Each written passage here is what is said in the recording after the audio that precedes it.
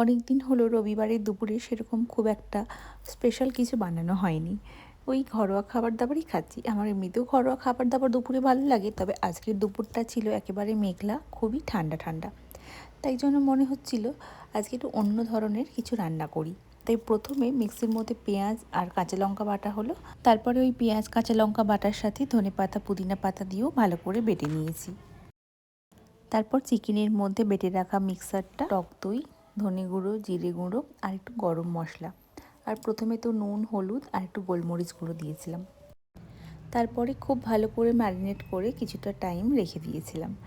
Marinate করা চিকেনগুলো তারপরে তেলের মধ্যে একটু ভেজে নিলাম আর কি।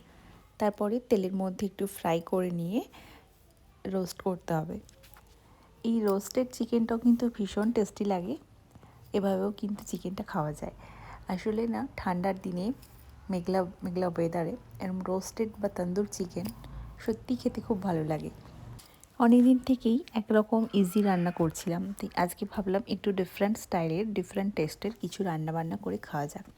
এই রান্নাটার পুরো ক্রেডিট আমার হাজব্যান্ডের। ওর থেকেই এই রান্নাটা শিখেছি। কোথাও না কোথাও থেকে ও শিখেছে অবশ্যই। আর যখনই এই রান্নাটা বাড়িতে হয় তখনই আমার হাজব্যান্ড আমাকে অনেকটা সাহায্যও করে। এই রান্নাটা আমরা ইয়ারলি একবারই করি, এই শীতকালের দিকে একবার করি। তারপরে ওই চিকেন ভাজার তেলটার মধ্যে বাকি যে গ্রেভিটা ছিল ওটা ভালো করে একটু কষিয়ে নিতে হবে। তারপরে রোস্টেড চিকেনগুলো দিয়ে দিতে হবে। তারপরে চিকেনটাকে খুব ভালো করে একটু কষিয়ে নিয়ে আগের থেকে রোস্টেড করা কসুরি মেথি ভালো করে গুঁড়ো করে ওপর থেকে দিয়ে দিতে হবে। এই চিকেনটা সবথেকে বেশি ভালো লাগে খেতে আমাদের রুটির সাথে। কিন্তু দুপুরের দিকে রুটি বানানোর আজকে একেবারেই সময় পেলাম না।